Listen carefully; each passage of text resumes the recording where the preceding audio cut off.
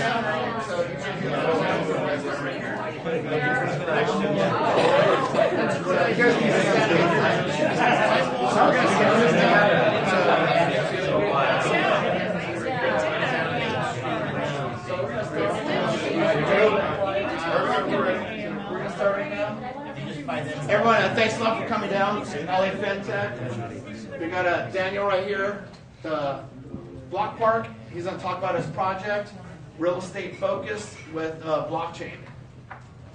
Okay, thanks. So as Jeff said, my name is Daniel Reisberg. I'm the CEO of Block Park. We are a tokenized real estate company. So thanks for coming. Thanks for your support. Jeff, thanks for hosting. And I'll get started. I'll go through my little spiel, and then we'll open it up for questions and answers, and we'll go from there. All right. So Block Park is a tokenized real estate company. What we're creating is a community-driven, self-sustaining investment platform that consists of multiple real estate projects that all share the same token economy, all on blockchain. Okay, and what we essentially are two companies. One of them being Block Park Token Company, and they're responsible for the issuance of tokens, the technology behind the tokens, and they have a 35% equity interest ownership in Block Park Holdings Company. Block Park Holdings is a real estate company, so they're responsible for the development, construction, and acquisitions of the assets, and ultimately responsible for growing the token economy. You guys with me so far? Yeah. All right. So what's our purpose? What are we doing? What's the whole point? So we're a security token. That's what BPT is. It's a security token, which is creating the token economy, which makes the whole reason of what makes a utility token a security token. I'm just going to read this statement here because my attorney, I have to say it this way. Block Park is pioneering a new way to derive income from a distributed ledger by implementing a token economy using cryptocurrency. So we call these tokens, our tokens, block tokens, BLOK.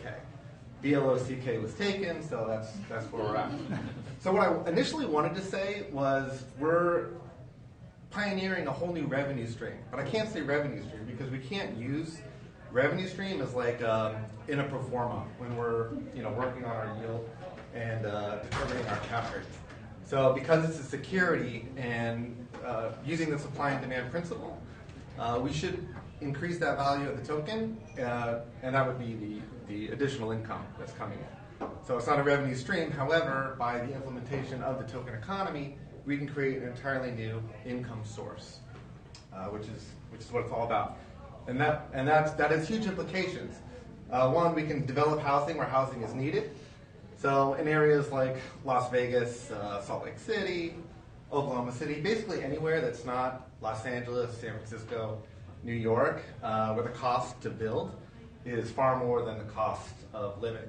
So what happens in Las Vegas, for example, is where I'm from, is you can't get these nicer units built unless they're going to be, high-end, luxury, VIP, and what that does is destroy communities, in my opinion.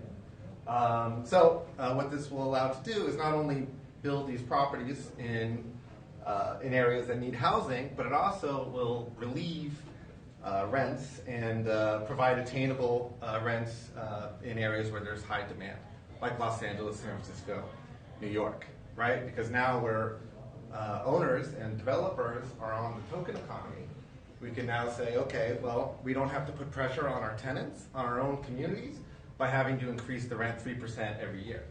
And as a property owner, it's tough for me because I'm saying, okay, well, I'm capped at 3%, so I can only raise it 3%. I have my investors to pay off because I want to hit my yield, but I'm going to have tenants that are going to move out.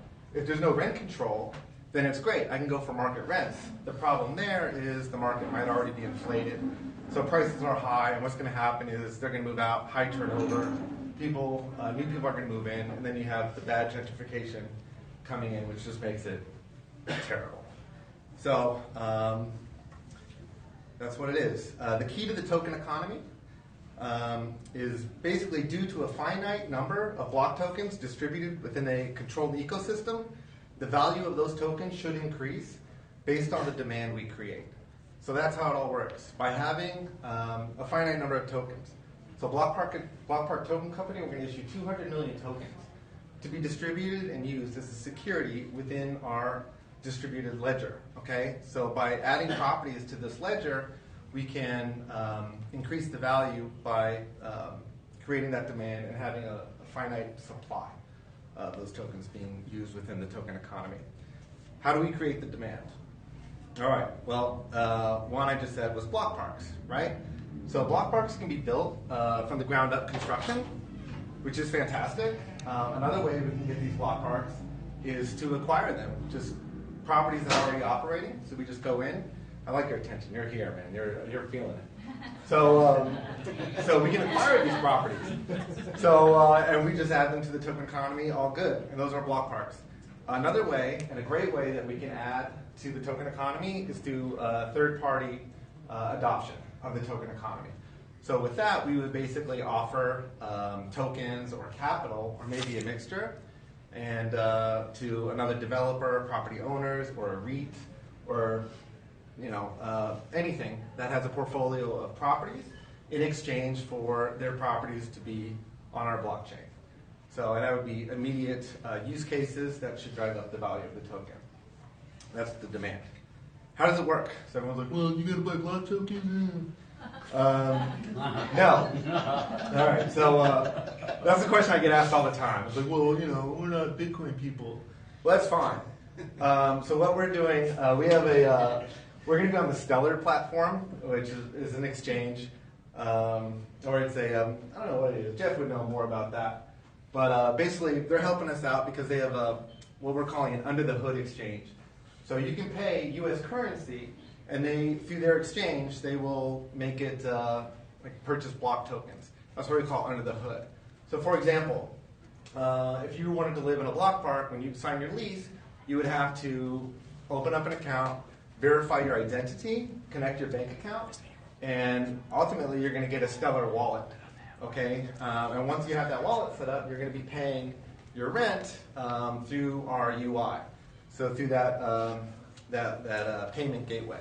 So it's just like paying on an app or a website. I pay my rent right now already through the website, and you're going to be buying block tokens, and then those tokens will be redirected right to Block Park management. And the whole point is we're going to accumulate those tokens. We're going to hold on to as many of those tokens as possible to create that demand, right, by holding on to the supply. And all we're going to liquidate are the property expenses, such as taxes, maintenance, operating costs, basically. So the net revenue of the projects, as long as they have a positive cap rate, which they should, we should be able to increase the demand. And through the implementation of the token economy, have that whole new revenue stream driving that security up. So let me say market makers. So we've been talking to a lot of market makers. So initially when we first start, there's going to be a 1-year hold on those tokens, which is fine because in a real estate venture, it's going to take a while for things to get started anyways. People don't expect returns for at least a year on those on a real estate project. So during that year, we'll be setting up those UIs and working with market makers to make sure when we go live, when the token migration happens, that there'll be enough liquidity in the market to handle the token economy. All right, revenue streams. So one of them that we already talked about was the security token, right? So as security, the value can go up based on the block parks, the third-party adoption of the block parks, and obviously the overall potential and growth of the company that will be adopted by the open market, being traded on an open exchange. So the more profitable we are internally, the more profitable we should be externally through people that just want to buy the tokens on an open exchange and hold the tokens and trade and sell and that sort of thing. Revenue streams. Because we are a holdings company and Block Park Token Company is a 35% owner, equity shareholder of Block Park Holdings, they're entitled to dividends. And this is a really cool part because dividends will get paid through those block parks via wallet to wallet. So it'll be a digital transaction and be paid out in lumens, which is the Stellar coin. It can also be paid out in block coins, but like I said, we're trying to hold on to as many block coins as possible. And there's a lot more lumens out there. So you can get paid those dividends, and that would happen with just on a quarterly basis, and that would happen just with the rent coming through on those block parks. Another way you can get the revenue and the dividends is from a sale of a property. So if we sell one of our properties, let's say $10 million or something like that, that $10 million will come in, and it's up to the board who has up to their discretion of how they want to spend that $10 million. And depending on what our coin is trading at and the value of that token, we might pay half in dividends in those coins, and then we might just take $5 million and we might buy Block Park stock back, those tokens back to increase the market cap. And that might make everybody happier than just paying out those dividends. So that's 2. 3, a merger or partnership from another real estate company in exchange for equity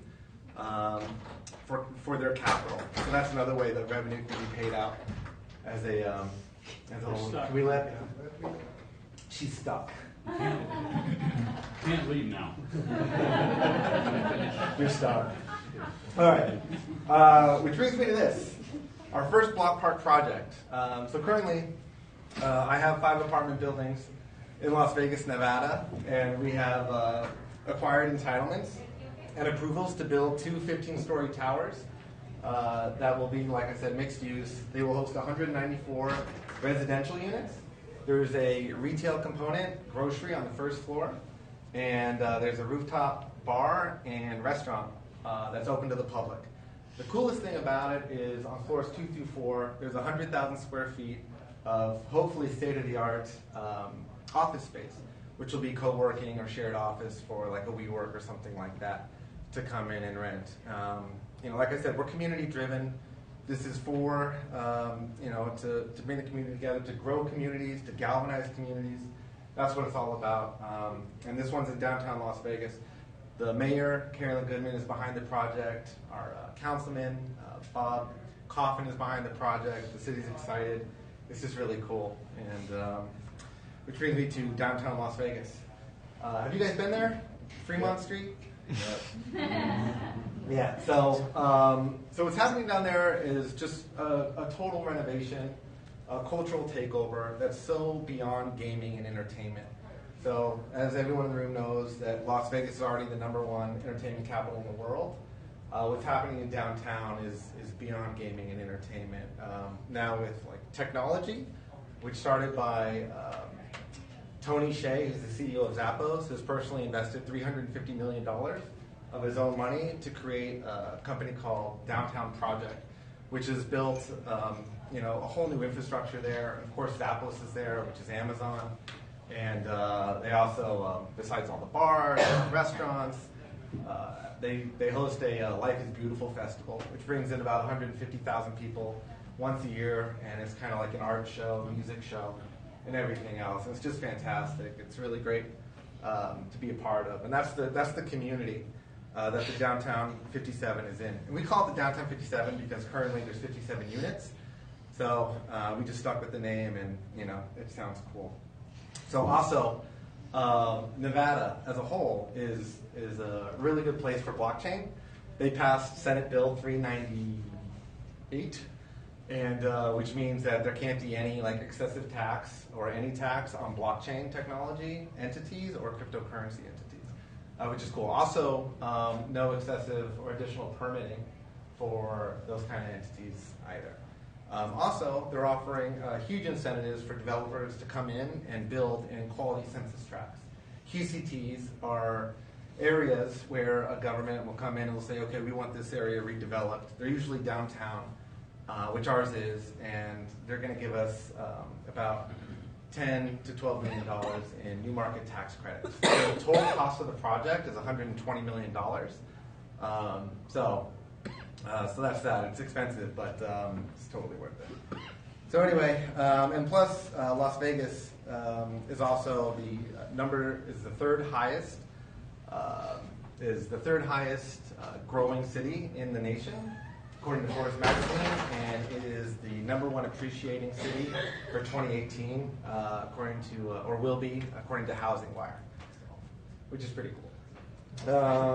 All right. So yeah, and plus they have the NFL team, Oakland Raiders, and the NHL team, Golden Knights, who went to the Stanley Cup. So what's happening in Las Vegas? They're already as big as Seattle, if you guys didn't know, and will be bigger than Seattle in the year 2020. So that's our first block park, and it's our first flagship, or will be our flagship property. And our roadmap, starting in May, June, that just passed, we incorporated in Delaware as a Reg D. So Reg D, 506C. So there is a 1-year hold on the tokens, and that also means it's accredited investors only to come in. And then July through September, we're going to go through our pre-sale and then our regular sale. We're going to be on a road show, Korea, Singapore, Japan, some other cool places. And then October to October 19, that's pretty much our holding period. We're going to build out our blockchain, our UIs for both BPH and BPT, and obviously acquire properties that we can and get them ready to go live on the Block Park blockchain. All right, that's it. Question. Yeah. Where do you, in terms of security tokens, where does this rely, or where does this reside with the SEC? Have you checked in with the SEC? Yeah, of course. Can you give us a little, what's that like? Give us a little bit of an overview. So we incorporated in Delaware. So we're the first ones to do this. So Delaware has something where it's we're literally selling shares of stock in the company, which will later be like what is it? I think it's migrate to a digital ledger. So like a SAFT, you know what a SAFT is? I think it's simple agreement for a future token. Yeah. So it's like a safe, but it's like a safe but for tokens. You're right. So basically it's that, but it's not that because it's very similar. So what you're buying is you're buying equity in the company through a contract, and then once we migrate to the digital ledger, you get your tokens that way. And that's Delaware has been awesome to do that, and we have a full-on PPM, super expensive, and we've gone through quite a process. I have some friends in the room that have known me for a while now, and it's just this was supposed to happen last year. So, anyways, they definitely know. So, what about taxes? What about taxes? Yeah. Yeah. So taxes. I mean, I don't know. Taxes. You'll be taxed like a regular security. No, I mean income taxes. So I don't on the think you're a dividends. tax expert, so. Yeah, I would. There's a huge section of the PPM, Raj, that I'll forward to you. So yeah, taxes. You have to pay your taxes, man.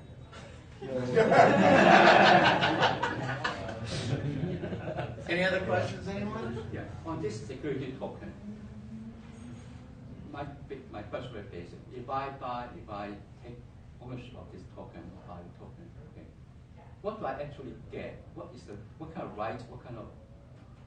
Yeah, you're buying equity in Block Park Token Company, which depending on how much you want, there'll be a discounted price, more than likely, probably throughout. So you'll get a number of tokens for your investment. My tokens represent the percentage ownership of the Block Park company. Yeah. Is it? Yeah, absolutely. So it's yeah. equity, it's equity more. Yeah, you're getting equity, Equity. and Okay. as a security. So Okay. yeah. why does this need to be and have a token? Why not? I mean, how is this different than just another real estate investment you invest in and you get equity? You mean then just to get regular money? Yeah. Because of the token economy. You know, that's so the you're really biggest betting thing. on the token economy expanding and.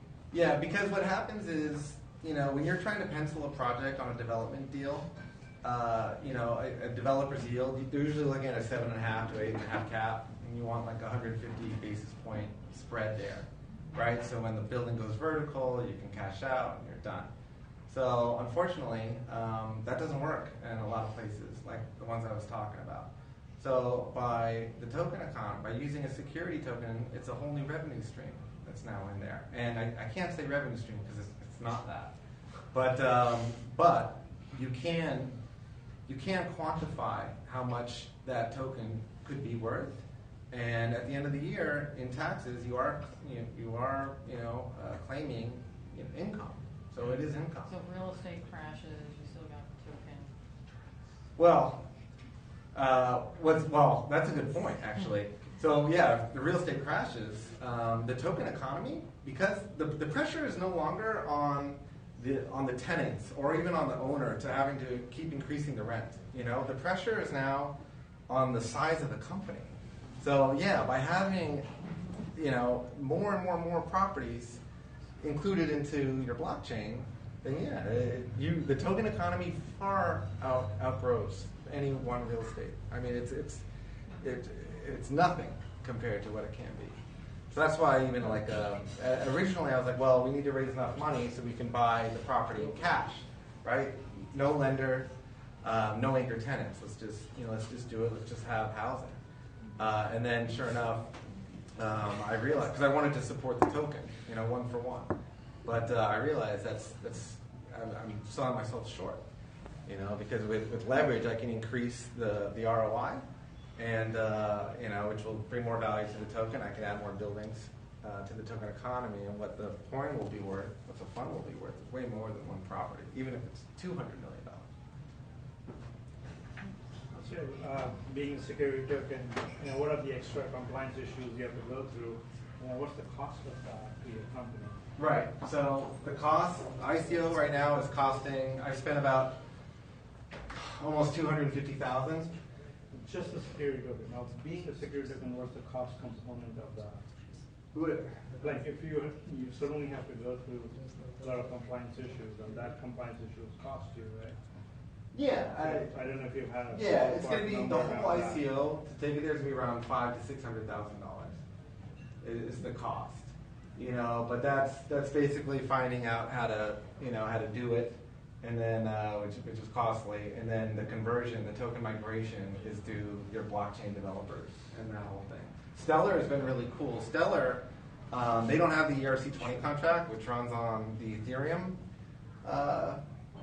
platform. It's like it's all built in. It's all right there. It's much easier to generate tokens through Stellar, way easier. So that you think it could cost less, but it doesn't. Why not Polymath?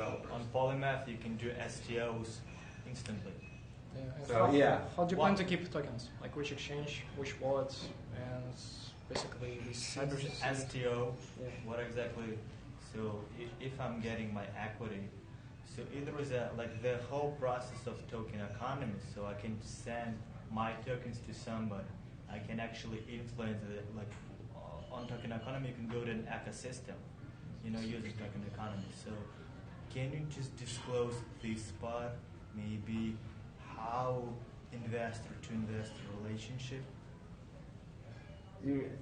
Like peer-to-peer trading, you mean? No, for example, she and me invested in Block Park. Yeah, okay.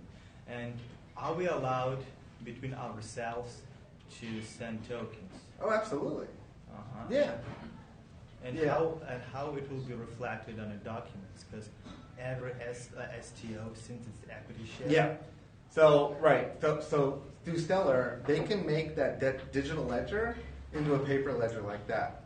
That's really easy for all the FINRA and OPAC. Anyway, that's covered, and they said they can do all that stuff. But blockchain, and we didn't even talk about blockchain technology really. That's a lot of people here already know it. It's obviously transparent, secure. It's a digital ledger that can easily get all that information and be printed to. Easy to dump. Huh? Easy to dump. Like you mentioned the soft agreement, and usually after soft, once you sign it, you have like the dump on exchange. So how you plan to calculate those fair value, like even with the real estate? So you mean so there's no dump? Yeah, like basically you create the token, which backed with Right. So how you plan So there to is which exchanges you're going to use? Right. For So there liquidity? is the year hold. We're trying to sell all their tokens in the sale, and there's going to be contingencies in the contract that they can't dump all the tokens. And we've been talking to a lot of market For 1 year. makers. We're going to give them a bunch of tokens too, and they're going to be controlling the market. Not so much market manipulation, but we're going to make it so where you can't do that.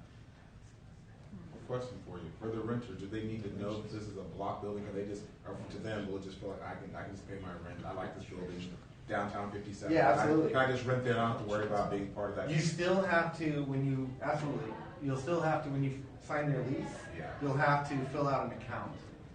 And that verifies your identity, it'll verify your bank account, and But once they set up the first time house, You're done. So maybe I don't want to participate in the economy. I just want to live in Absolutely. downtown 57. You won't even know Okay. it. Yeah. Any other questions? Yeah, like last one. You mentioned the Reg D and like 506. Which one, B or C? 506C. C. Yeah. Yeah, we're also eligible for EB5. So we're going to have a lot of foreign money hopefully come in. And it's a good project for them because it is real estate. We're providing a bunch of jobs with the development of the downtown 57. Are you able to say what lawyers or firm, what lawyers or firm you use? Yeah, we're using DeLuca and Lawler and Associates. He's like a securities extraordinaire, very expensive. On my ass.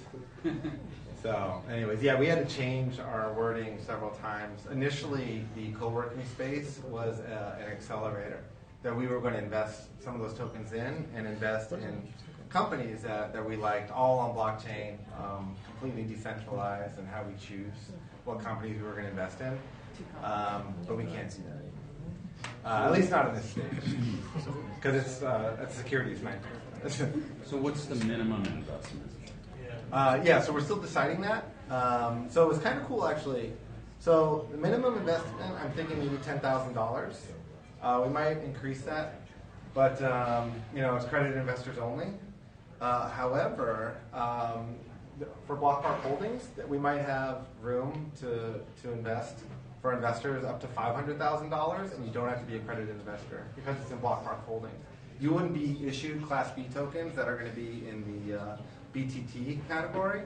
You're going to be issued like ownership tokens of Block Park Holdings that they're going to be holding. So it's two entities of potential investment. Yes, but one of them is Block Park Holdings is just a real estate company that has Block Park Token Company. So Block Park Holdings is the one that does the actual physical development, and then the other one does Issues the tokens, and it'll be the technology behind the tokens, and that company owns 35% equity of Block Park Holdings. Any other questions, anyone? I know you're trying to ask more. I have a question. If you didn't do your ICO the way you did now, would you consider using Start Engine? So yeah, so we talked to Start Engine a lot, and we decided not to go through there because they just weren't raising that much money, and we didn't feel like it was really. But they could fun. also do the Stellar thing and everything. Yeah, and they also do T0 and whatnot. And they have a really good KYC and AML protocol system through their system. So it was good. They wanted $25,000 up front, and then they were charging, I think, 4% or something like that on the rates. But we just decided. It's cheaper to do it your way now. I don't know. Yeah, I don't know. But I think our way is more controlled. It's more customized, which is what I like. And I don't know, we have more control over it. Any other questions, everyone? Thank you. What was your Twitter handle or the business again? So theblockpark.com. Theblockpark.com. Okay, no cool. K. Yeah. Thanks a lot. Thanks, Jeff. Appreciate it, guys. Thank you. Thanks a lot, everyone. Thanks, man.